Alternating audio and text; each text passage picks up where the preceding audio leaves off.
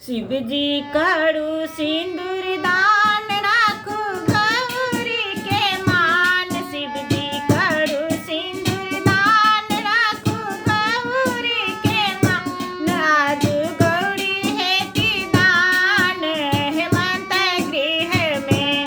आज गौरी हेती दान हेमंत गृह में। शिव जी करू सिंदूर दान राखू गौरी के मान। शिव जी करू सिंदूर दान राखू गौरी के मान। आज गौरी हेती दान हेमंत गृह में। आज गौरी हेती दान हेमंत गृह में।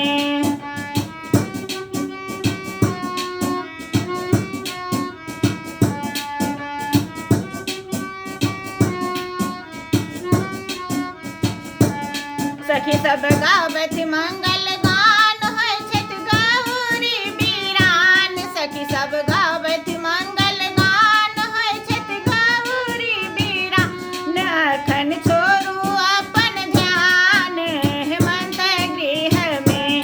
अखन छोरू अपन ध्यान हेमंत गृह में।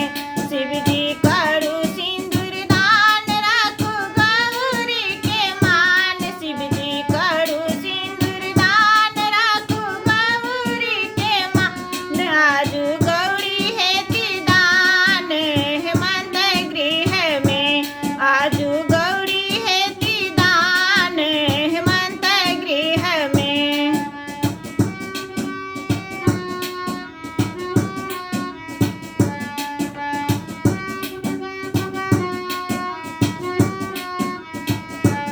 समटू समटू जटा विशाल बहजत गंगा के धार। समटू समटू जटा विशाल बहजत गंगा के धार। कोना गौरी सिंदूर दान हेमंत गृह में। कोना गौरी सिंदूर दान हेमंत गृह में। शिव जी करू सिंदूर दान राखू गौरी के मान। शिव जी करू सिंदूर दान राखू गौरी के मान। आज गौरी हेती दान हेमंत गृह में। आज